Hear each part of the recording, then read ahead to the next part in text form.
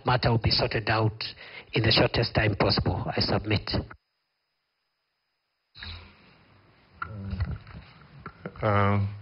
Waziri, I want you to again go back to Haiti, where we actually deployed almost 600 police officers. My fear now is that with what is happening around there, the fact one of my voters at home has one of his son actually deployed. And the question is, how secure? Do you have special security, insurance for this particular, just in case something has happened?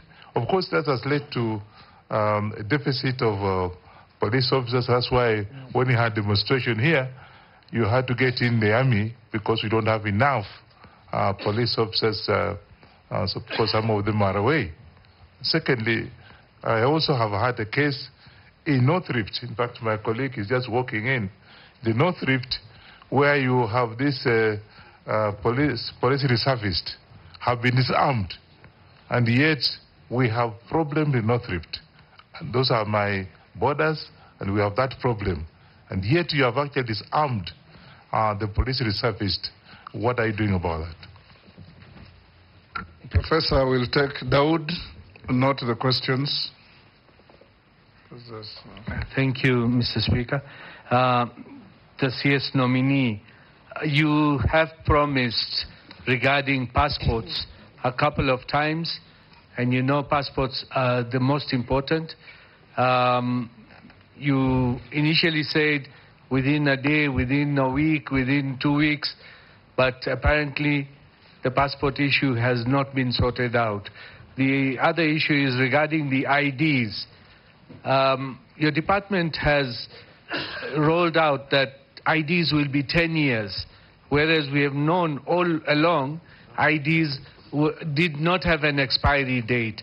What informed the decision for that one? Because now we've got Maisha number, which has been already declared unconstitutional.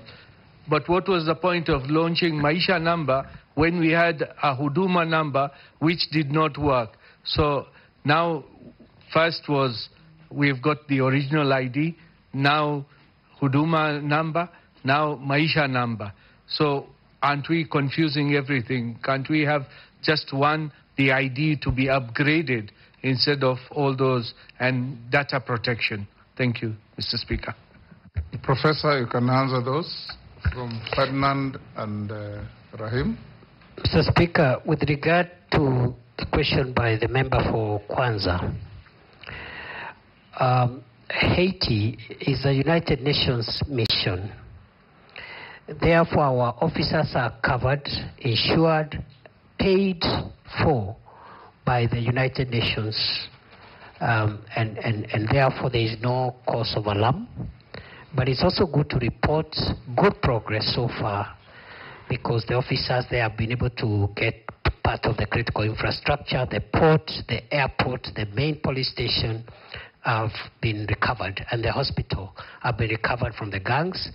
And some of the gang leaders who were taunting us before have even signed for peace and are willing to engage. So they are doing a good job. We are praying for them. We hope there will be no untoward incidents. With regard to the second issue from the member for Kwanza, it is true we disarmed 400 National Police Reservists who were serving in Trans Nzoia.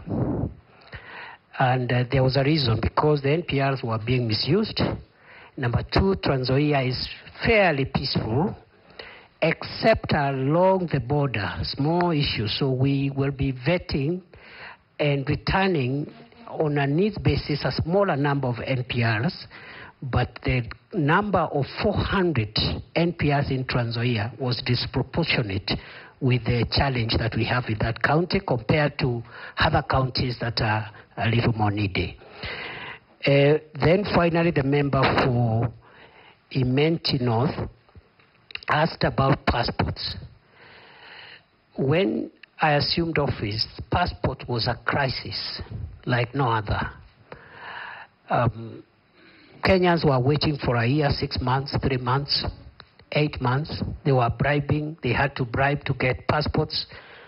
We had no printers, and so forth and so on. Today, we have not only paid the pending bills to the suppliers, we have enough printing equipment for personalization of passports.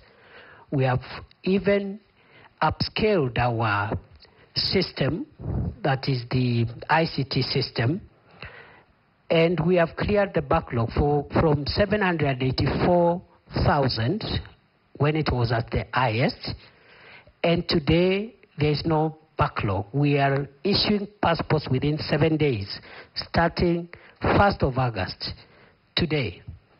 That was our deadline. We complied with that deadline 4 weeks ago, at the beginning of July. Our next deadline is therefore to bring the passports waiting period to 3 days by 1st of November this year. And we are on course. I am very happy. This is one area where we've made a lot of progress.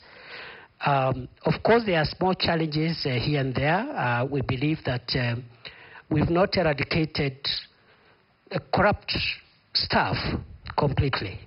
We have a new crop of staff, about 120, but we are not sure that corruption has been eradicated from that directorate, and we are working on that to ensure, we'll be working on that if we are approved, to ensure that we clean up the whole place. With regard to IDs and Huduma number and Maisha number, the reason for the 10-year limit is because of technology, because unlike the ID that we are used to, the second generation ID we have, the third generation ID is a technology card, and technology keeps on growing old, and therefore that's why we have a 10-year period, and that's why even passports, they normally have a time frame. You cannot have a passport for life. That is the idea. It is not to punish Kenyans.